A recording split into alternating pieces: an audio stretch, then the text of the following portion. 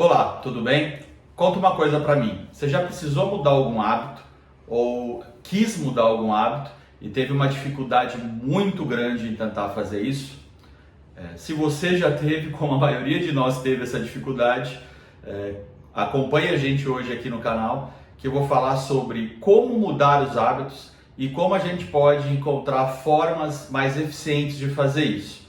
Então, já curte, ativa o sino para receber as notificações e vamos conversar sobre mudança de hábitos. Bom, a primeira coisa que eu acho que nunca falaram para você sobre hábitos foi sobre que todo hábito tem uma estrutura de funcionamento. Muitas vezes, quando alguém, como o seu médico ou algum outro profissional de saúde, fala que você tem que mudar algum hábito ou até mesmo criar um novo hábito, ele só te diz que você tem que realizar aquela tarefa, mas muitas vezes não te dá nenhum suporte ou não te dá nenhuma ferramenta para que você possa fazer isso. O interessante de hoje aqui no vídeo é que eu quero te mostrar que todo hábito ele tem uma estrutura primária de funcionamento e que conhecer essa estrutura vai garantir que muitas vezes a gente tenha mais sucesso em mudar hábito ou em criar hábitos que a gente quer, sejam eles de uma vida mais saudável, hábitos de leitura, etc. Então vamos lá. Primeira coisa que a gente tem que entender sobre os hábitos, é que eles têm uma estrutura de funcionamento cerebral. E eles sempre têm três grandes processos. O primeiro é um gatilho, o segundo é o próprio hábito em si e o terceiro é a recompensa. Então, vamos entender um pouco melhor como é que isso funciona. Por exemplo, o hábito do cafezinho pela manhã, de quando a gente levanta e vai imediatamente ou alguns minutos após levantar, tomar aquele café durante a manhã. Bom, primeiro, o que é o start para a gente querer tomar café? É aquela sensação que a gente levanta cansado, desanimado. Então, isso é aquele gatilho, que aquela sonolência vai promover aquele gatilho para a gente ir tomar o nosso cafezinho. O hábito é o de fazer o café. Muitas vezes quando a gente já está sentindo aquele cheirinho, a gente já começa a colher a recompensa. Mas a recompensa em si qual é? Quando o café ele entra no nosso organismo, ele é um excitador do sistema nervoso central, a cafeína, então a gente vai sentir aquela sensação de acordar, de estar mais disposto. Então, há um gatilho, que é acordar sonolento, acordar sem muita vontade de realizar alguma atividade. O hábito, que é o de tomar o café, e após a recompensa. Vamos ver outro exemplo? Por exemplo, quem é tabagista, quem fuma. Muitas vezes, ou na maioria das vezes, a gente vai ter um gatilho, que é a ansiedade, o estresse, a falta de motivação em alguma tarefa que a gente está fazendo, e a gente vai ter esse gatilho para fumar. A gente fuma, e aí a droga do cigarro, a principal droga que vai propiciar a nicotina, vai propiciar aquele processo de a gente se sentir mais calmo, menos ansioso e vai fazer com que a gente tenha a recompensa. Então há um gatilho, ansiedade, estresse, ao hábito, fumar, e a recompensa, sentir-se mais calmo. Obviamente, o cigarro não é uma boa estratégia para a gente se sentir mais calmo, como todo mundo sabe, por todos os malefícios que ele acaba causando.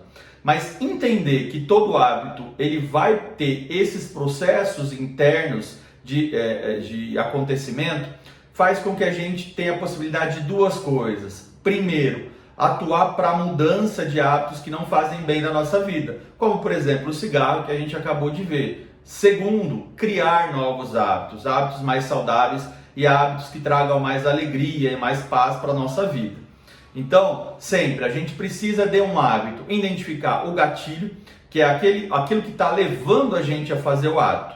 Isso muitas vezes não é fácil, mas uma estratégia interessante é sempre que a gente se pegar realizando aquele hábito, a gente escrever o que a gente estava fazendo imediatamente antes da realização desse hábito. Então, por exemplo, o cigarro. O que eu estava fazendo imediatamente antes de fumar? O que aconteceu que me deu o start, que me deu o gatilho para ir fumar?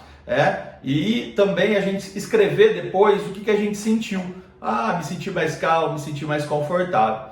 Desse jeito a gente consegue ter compreensão consciente do gatilho e da recompensa. E aí o que a gente vai ter que fazer? Primeiro, atuar no gatilho, retirar esses gatilhos. O máximo que a gente conseguir, fazer com que esses gatilhos não aconteçam na nossa vida. E segundo, e talvez o mais importante na mudança de um hábito, é colocar uma outra atividade, um outro hábito que não seja tão maléfico quanto o anterior que a gente quer mudar, para que gere uma recompensa na gente. Então, por exemplo, como a gente está falando do cigarro, se a gente fuma quando a gente tem ansiedade, a gente percebeu isso, quando a gente está estressado e a recompensa é se sentir mais calmo, a gente tem que colocar uma atividade que deixe a gente mais calmo. Por exemplo, uma atividade física, ver um filme, ler um livro. A gente tem que procurar algo que ofereça aquela mesma recompensa e que dê conta dos gatilhos também que estão sendo colocados. Por quê? A grande questão é que se sabe hoje que mudar um hábito depende muito de que a gente coloque um outro hábito no lugar dele. A gente vai ter mais sucesso quando isso acontece do que quando a gente tende a parar definitivamente com aquele hábito. Isolar o gatilho e a recompensa é passo fundamental para isso. Nos outros processos, quando a gente quer criar um novo hábito, muitas vezes a gente tem que criar um gatilho para isso. Por exemplo, vamos pensar na questão da atividade física. Muitas vezes a gente chega cansado do trabalho, retira aquelas roupas do trabalho e se joga no sofá. Vai ver uma série, vai comer um fast food e nem pensa em exercício físico. Muitas vezes criar um gatilho de quando você chegar na residência, no mesmo lugar onde você tira as roupas do trabalho, já estão o tênis e a roupa para caminhada ou para academia, vai fazer com que aquilo seja o gatilho. Retiro a roupa de trabalho, coloco a roupa da academia, o hábito da academia e depois o prazer do exercício físico. E colocar algo ali junto que dê prazer também. Ou seja, fui na academia, tomei um açaí, comi algo saudável, mas que me dá uma recompensa gustativa, vi um filme quando eu voltei da academia. Então, criar um gatilho e criar uma recompensa, colocando aquele hábito que a gente quer no meio disso. É claro que isso que eu estou falando são estratégias muito simples e o processo de criar hábitos e de mudar hábitos é muito mais complexo. Porém, essas três questões muito fáceis de eu tentar entender o gatilho, o hábito e a recompensa já vai propiciar para a gente passos importantes nas mudanças que a gente tem que fazer, tá bom? Espero que todos tenham gostado do vídeo. Comenta, compartilha, curte, mande as suas dúvidas sobre hábitos. Fala pra gente um pouquinho se está difícil mudar de hábito, se está precisando mudar de algum hábito. A gente sempre tem vídeo novo aqui no YouTube toda semana. Deixa sua curtida, que isso ajuda muito a gente no trabalho, e compartilha.